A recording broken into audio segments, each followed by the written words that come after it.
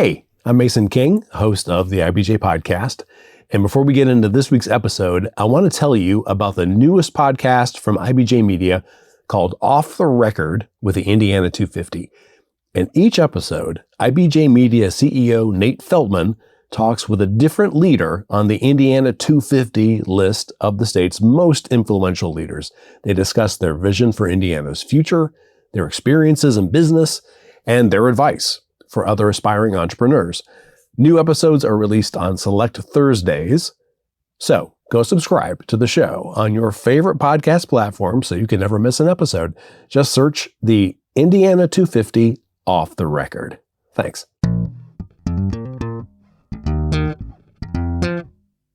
This is the IBJ Podcast for the week of November 20th, 2023, brought to you by Taft. I'm your host, Mason King.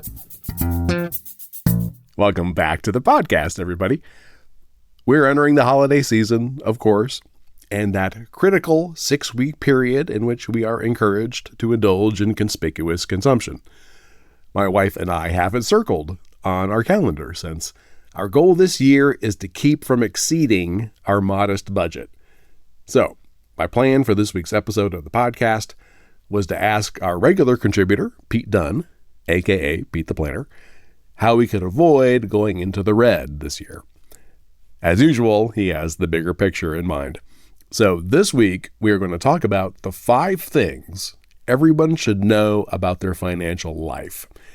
And knowing those should help give you the grounding and confidence you need to guide your shorter-term budgeting decisions.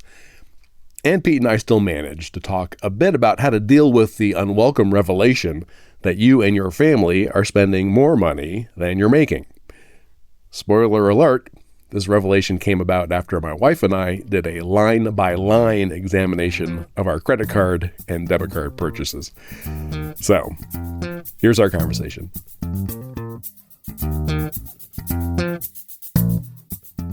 It is my pleasure to welcome back to the podcast, Pete Dunn, aka Pete the Planner. How are you and how was your fall? Oh, it's Thanksgiving season, which is the best season, favorite holiday by far. So I'm in a mood. As you'll see, I'm in a good mood, but introspective mood these days. Okay, I get it. Hey, last time you were on the show, I was on vacation. That was the best show I've ever been on. And I just want to know, how did it go? Is everything okay? Great. I'm glad. Leslie's phenomenal. You know this. Yes, Leslie is phenomenal. You don't be a hostage. Just, you know. No, yeah, absolutely. She's the best, one of the best bosses I've ever had. Yes. And weirdly, you know, we started our careers at exactly the same time and exactly the same place. And now she's my boss, which is fine because I don't want to be the boss. But hey, before we get started, I've got a little bit of a prelude for you. This is financial related. So my family and I were on vacation. We came back with a couple of days left. So my wife and I started going over our finances, right? Quick checkup, see how things are going. We quickly discovered we are spending more than we're bringing in. Oh, you're an American. I'm an American. That's right. Great. Congrats. It's the American way. And maybe a better way to say that is we're spending more than we had budgeted because I am socking away a ton of money into my 401k. And then on top of that, there's a direct deposit that goes into a Roth IRA. My wife is saving money. But when you factor all the money that we're saving, we're spending too much and slowly eating into the emergency expenses or emergency savings. So we went through our checking and credit card statements line by line. Woo-hoo-hoo, I've done this. To figure out where we're spending money unnecessarily. And my first question is, was that a good idea? Well, because it didn't seem like it at the time. Here's what I know. Someone got exposed. Who's been going to Panera like 4 times a week? It's always something like that. It's like, dude, you guessed it already. You go to Chick-fil-A 6 days a week. Like, what is it? Can't be 7. Who is it? It's you, isn't it? You go to, I bet you go to Chipotle 3 times a week or Jimmy John's. Is that it? I can't believe I'm that transparent. Well, I mean, I was going to ask you to guess what not my first the big rodeo. revelation was. Yeah, we are on cam here. I can tell you've been getting some fast food. What's bad is, number one, my wife has some moral grounds on which she does not agree with Chick-fil-A. Yeah. But there's one literally right around the corner I have several friends of upstanding moral fiber who do like going to Chick-fil-A. So we do eat there quite a bit, including Chipotle.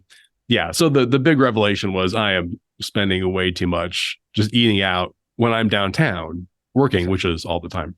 Yep. So here's one of my questions for you. Do you have any tips for handling this negotiation between married people? Like there's some things that I feel like are necessary expenses my wife does not think are, and then vice versa. One of us spends $600 a year on haircuts. I won't say which one. And I'm like, wow, that's a lot. I don't want to throw anybody under the bus. And of course, I've spent thousands and thousands of dollars on unnecessary fast food. You got any kind of like tips for, dealing with the negotiation?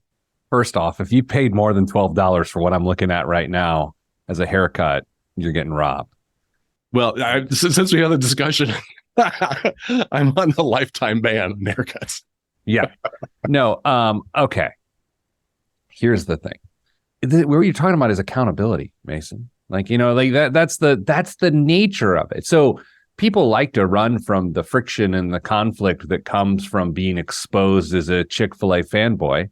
However, it's that level of accountability that is uncomfortable. And I would also suggest that if you can bear the first few instances of that accountability turns into better results.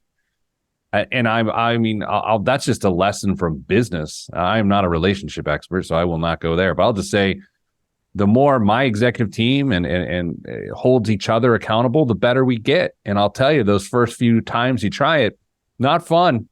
You got to take everyone to Chick-fil-A to cheer them up. So I would say with this, you are in a situation which it's a very good thing. The fact that you both have to uncomfortably reveal your financial preferences. Okay. Not the best answer that you wanted, but it is the best answer. No. And I'm already being accountable. I have drastically cut back on eating out. Mostly by bringing food from home, which, something that I did during school for 17 years, but had gotten out of the habit of. We're headed into the holiday shopping season, of course. This is a time of year that I justify spending way too much money. And I figured out a way that I can keep from doing that. And that is get all of my shopping done before Thanksgiving. I've done that before. I currently haven't done that, but I've done it before. Right. Because I realized I'm spending way too much money on gifts that are basically bailout gifts because I didn't have anything set up, until 2 days before Christmas. And then it turns into like a $200 gift certificate to Applebee's, partially because I feel bad. Was that humor? It's not for me. Okay. No, none of this. If it's anything's humorous, it's not intentional. Okay. That's I just want to put that down as a blanket statement. That's a lot of riblets baskets. You know what I mean? I know. A lot. Yeah. So unfortunately, that's the go-to gift. The gift. Sure. So anyway, that's how I'm trying. And also, the shipping. You got to get something shipped at the last second. That's a problem too. So there you go. That's my first ever tip on our podcast together. Financial tip. If you agree, we'll stick with it. So I'm also going to guess you're not going to be doing a holiday gifting episode where you're telling men how to shop for their families. Is that I don't think that's common. No. Yeah. Okay. Oh my God. I'm not going to tell people what to do. That's your job. No. But speaking of, I do have some tips on what people should do today. Okay. Yeah. No, let's get into what you want to talk about. And I want to tell everybody at home, well, this is not always the case. Today it is the case. I am not really sure what we're talking about. So I'm going to be learning right along with everybody else. I love this. I promise to deliver to you. I mean, not a number one with waffle fries and Chick-fil-A sauce, but I think you'll be pleased nonetheless. Okay. That's getting tiresome, by the way. It will never get tired. Here we go. The 5 things everyone should know about their financial life. That's 5 things everyone should know about their financial life. We've been doing this for 5 years, and now you're telling me there are 5 things. There are just 5 things that we need to know. So here's the thing about learning. The more you learn, the more you should be able to distill those learnings down into applicable lessons. And so it has taken me 25 years to come up with this list of things that, just 5, mind you, not 7 or 8, 5. And I'm going to deliver them here to you today, my friend. This is great because I can do them on my hand. Sure. Yeah. Are you, now, I will say, they require some work.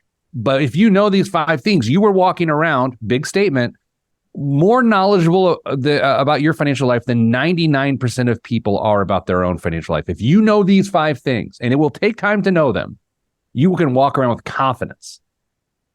Well, I like that. I did too. That was good. Yeah. Okay.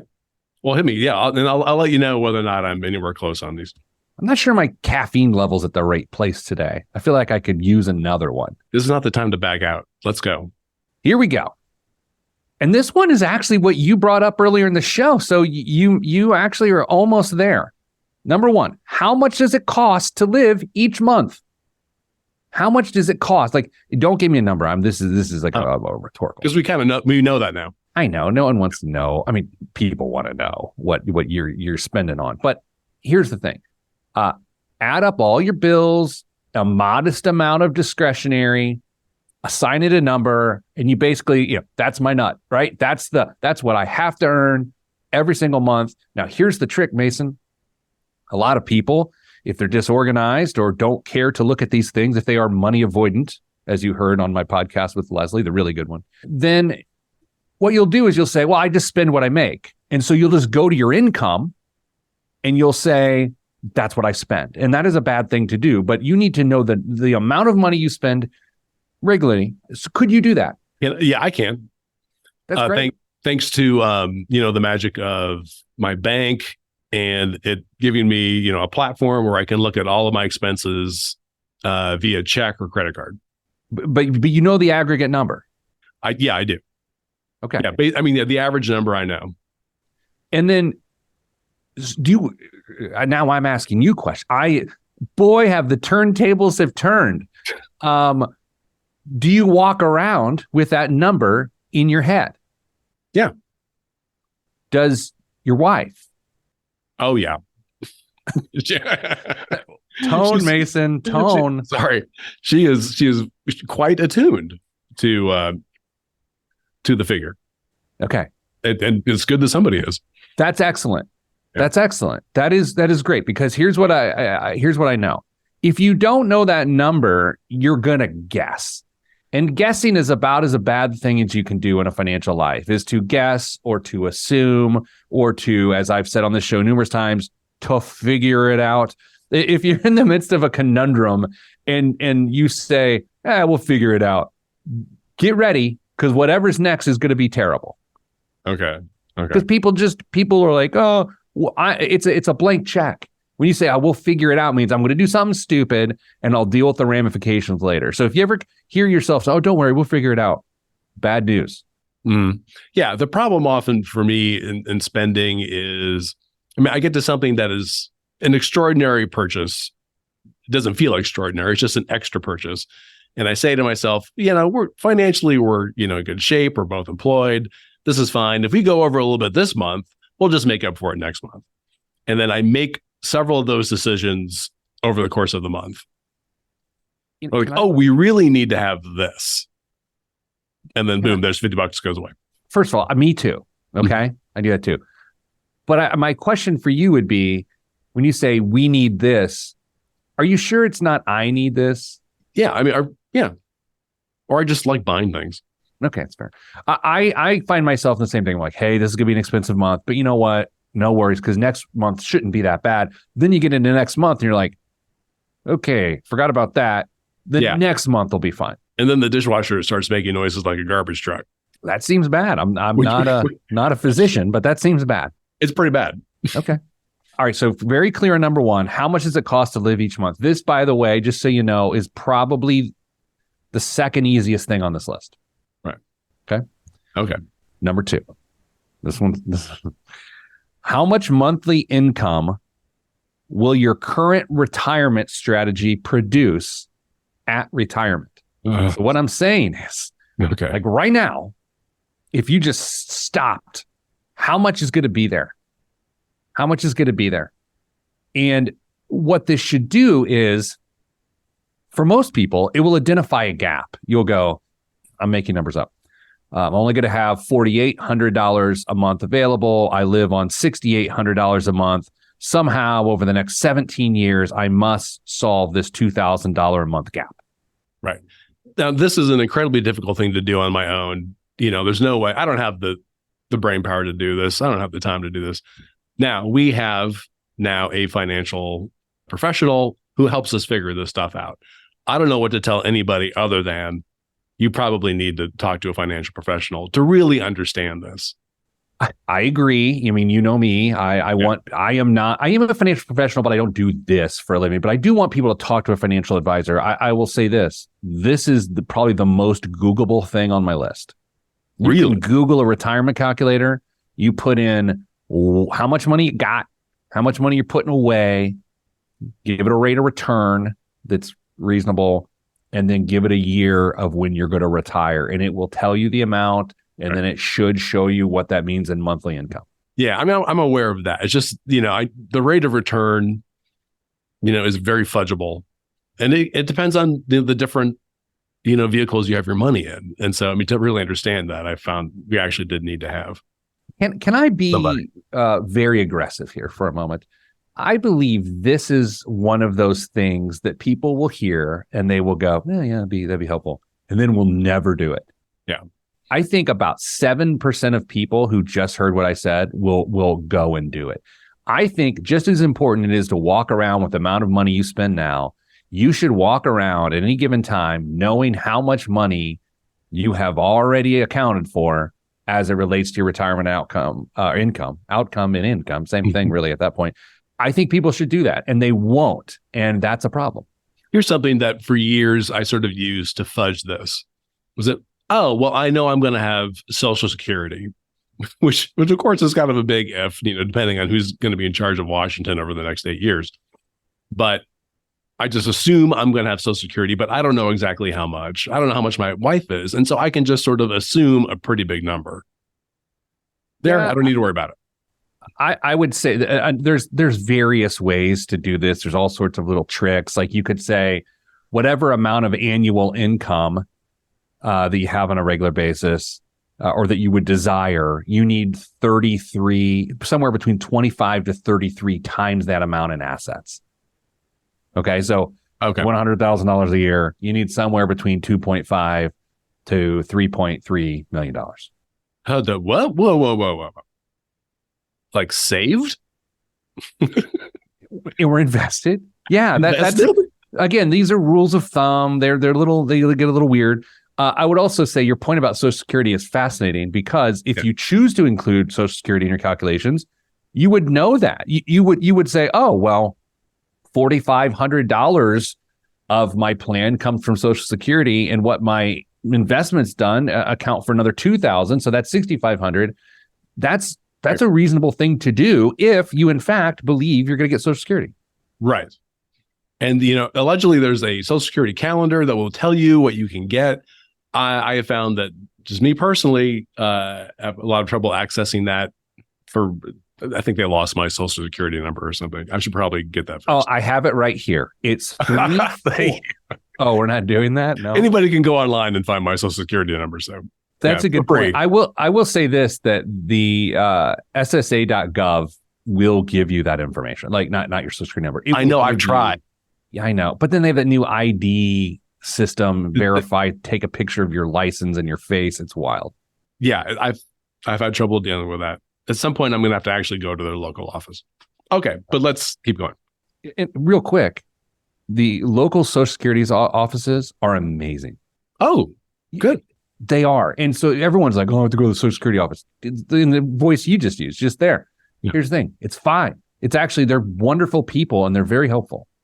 Oh, that's great. Okay. Do you know where it is? Okay. Let's take a quick break so we can hear from our sponsor.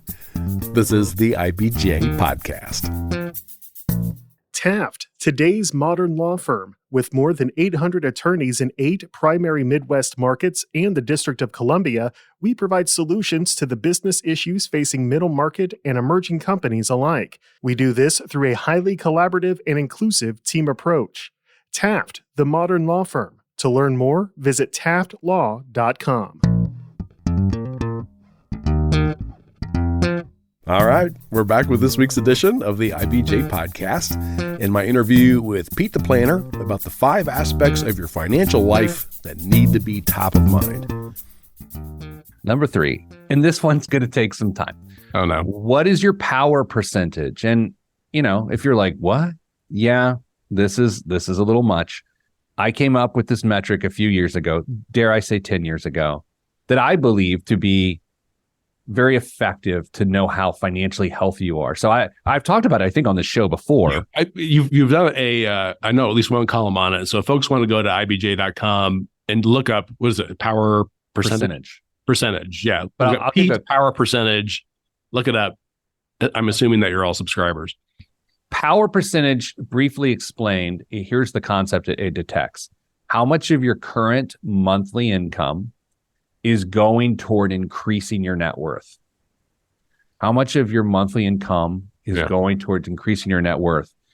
And I find that as you try to go from knowing how much it costs to live today to knowing how much money you'll have available to you in the future. So we're talking about your present versus your future.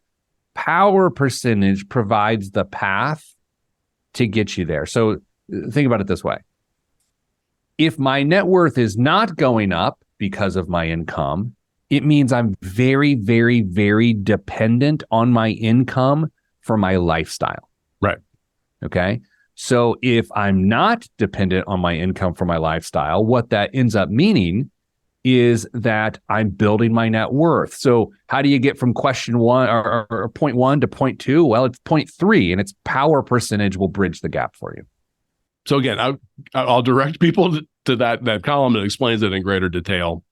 You can also Google. Look, do that first. Yeah. Pete the Planner, power percentage. A lot of P's, alliteration in our world. We're both writers. Pete the Planner, power percentage. You'll find it. You'll love it. It'll change your life. Okay. Sounds good. It's free. I'm not selling things. All right. Number 4 is sort of fun. Kind of. I'm not that fun. So what I think is fun is maybe not fun. When will you be out of debt? You got to know a month. That's the thing. To the month. Not the day. I'm not that tedious. Come on. What's wrong with you? Okay. I think, go ahead. I know when our house is going to be paid off. But between then and now and then, we're probably going to have to buy another car. Debt is kind of a rolling not doing like thing. an 11-year car loan. This is horrible. I have to admit this now. I've never had a car loan. Okay, well then I've always just bought them with cash, but I think we need to. We probably will need a loan next time. You'd be all right. You're a big baller. You're just shelling out tens of thousands of dollars for a car. Yeah. Well, I'll say this. I think too many people don't know when they won't need as much money as they need right now. I'm going to say it again because it's a little tricky. Yeah. Too many people don't know when they won't need as much money as they need right now. I'll give you an example. I turned 46 next week. At age 53, I will need significantly less money than I need today because of mortgage situation, college situation. So right. I'm looking forward to 53. I can't get any bolder because I know I won't have as much pressure to produce income at that point in time. So what some people do is they find that month and year and they go, oh, it's second honeymoon time. We're going to spend this, all this cash. That's the wrong path. The right path is, this just took pressure off the amount of retirement income I need to generate. And that is a beautiful thing. Oh, that makes sense. So when I am figuring out at the beginning of this process, how much money we need to live on, how much money we are living on right now, when we actually are retired, I can subtract at least $800 from that. Sure. With our super low interest 15-year mortgage that we refinanced, which will be done like in 6 years. Okay, so we can subtract $800 from that, from the living expenses. As long as you don't find new reasons to commit to regularly spending $800 a month. Right. Which is what a lot of people do. Which is something I would definitely do. Well, it sounds like if Chick-fil-A opens on Sundays, you could be in trouble. Thank God they're closed on Sunday. Oh, We drive by that place every week to church. Yeah, it's keeping you married. You ready for number 5? Yeah. Number 5's complicated, and it's one that people will dislike the most. What are the major components of your insurance plan? Okay, now I'm purposefully vague here because I want it to be inclusive of so many elements. Okay, so you've got, we're talking about your future. You're talking about your present. And what if you don't get to your future? Like, what happens? Well, because you're dead, right? I mean, I was trying to beat around the bush here, but okay, I'm dead. I'll be dead. I'm dead. No, I'll be dead. Okay. I'll be dead. I mean, we'll both be dead, but I will be dead in this example. Like, what's going to happen? How much money goes to where and who? And let's say I'm disabled instead of dead. Well, how do we function? Like, I think this is a peace of mind element and a comfort element. It is, hey, I've taken care of what I need to take care of. And this one also, I don't want to get judgmental because I try not to be judgmental about people's financial lives, but this one always is, I'm always a little bit surprised when I see who I view to be thoughtful people not have this thing in place. It's a little jarring, honestly. Yeah. So not just talking about life insurance. We'd be talking about short-term or long-term disability, but knowing what plan B is. Yeah. I mean, you could even say, if you will really want to be tedious here, it's like, well, what happens if you get sued because someone slips and falls in your driveway? I mean, do you have an umbrella policy? And what happens if, you get into a car accident? What's covered? Like, it takes seriously 15 to 20 minutes to know this. And not every year, just like 15 to 20 minutes. And then you got to remember it. But then you'll know the basic elements of what's going on. And I think it's well worth 15 to 20 minutes for a little bit peace of mind. Okay. And let's say someone is completely clueless about this. Where would they go to figure this out? Well, I think just about everybody should actually have an insurance agent, like a property and casualty insurance agent, where you call and say, look, I don't understand any of this. Explain it in real terms, because that's what they're there for. Otherwise, just buy it online. And then you got to Google it and you still don't know what you're talking about. So they can explain it to you. Okay. It is important. And then obviously you got to know your benefits. So we just got through open enrollment in most workplaces across America, and knowing what your insurance benefits are is a part of that annual exercise. What is your take on short-term versus long-term disability? Both. You need both. Okay. Yeah. I mean, I'm sure I've told the tale sometime on the show over the last several years, but one of my dad's best friends ended up being disabled, and it was only because he had robust disability insurance coverage that his family was able to continue to thrive. And so often, it doesn't take a lot to try to find the stories where that's not the case. And all things considered, it's not that expensive. I mean, you're talking about 0.5% of your income, 1% of your income to ensure that you don't have to live on 20% of your income. Right. And we had an episode, I don't know, about a year ago, specifically about life insurance. And one of my big questions was, well, how much do I need? People want to go back to the IBJ podcast and find that. That's great. But you had a fairly simple metric for that, didn't you? What was it like? Like 10x. I mean, that's the old 10 times income. That's the old, I mean, again, this is 20 years ago plus that was like 10x is the standard, but it's more complicated than that. And I'm going to be a bit of over the top here. At least I claimed it this time. Anyone who listens to this podcast generally has the wherewithal and means and resources to find someone to help them with this calculation. You know what I mean? Like, that is the interesting part about the IBJ readership, is that you're arming people with information and news that can do something about it. And I say that respectfully, right? It's like, great, you should be able to figure this out. And you should calculate it every few years. Like, my life has changed completely since the last time I bought life insurance, which was probably 10 years ago. Would you go back in and change it? I mean, my business life is very different than it was then. But here, I've said it on that show too. The key with life insurance is that you want your assets to continue to build, to build out your financial plan so that when you either reach when your life insurance runs out or beyond that, you have a self-completing financial plan that there's enough assets to support you without life insurance. So that's on track. So I don't think I need to redo it right now, other than potentially for business purposes, which now means half the life insurance producers in Central Indiana are now going to call me to sell me business life insurance. I'm really glad I said that. Which is now I welcome your call. Right.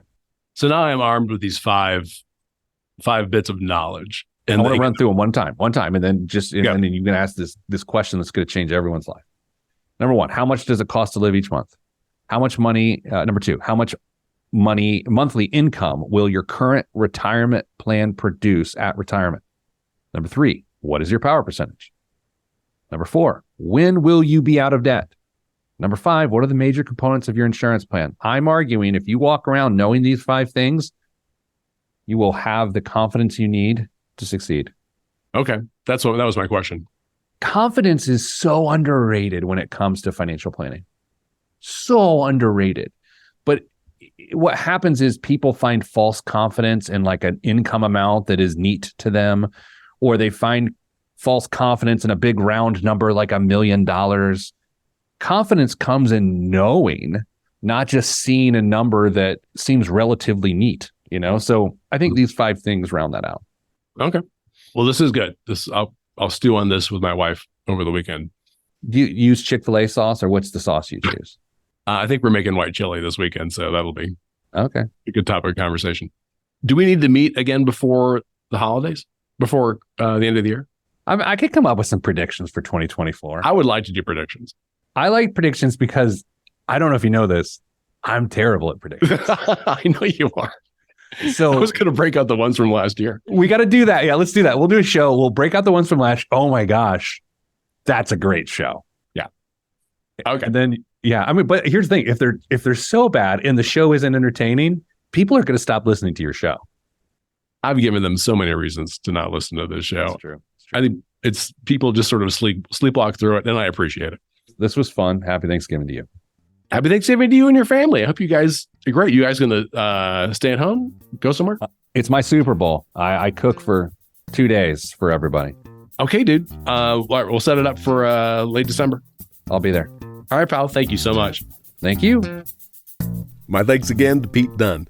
And folks, before you get on with the rest of your week, there are a few stories in the latest issue of IBJ I want to bring to your attention. First up, Stephen Simon is expected to become majority owner of the Indiana Pacers after his father, longtime owner Herb Simon, passes away. But as a minority owner, Steve Simon already has become active in Indy's entrepreneurial community and has followed his passions for civic engagement and philanthropy. IBJ's Mickey Shuey has the story. Also in this week's issue, Dave Lindquist has the story behind the transformation of the Crystal DeHaan estate into a retail palace stocked with high-end home furnishings and featuring a restaurant, wine bar, and design studio. And Susan Orr explains how Indiana colleges are using analytics to try to boost graduation rates. Again, you can find these stories in the latest print edition of IBJ or online at IBJ.com.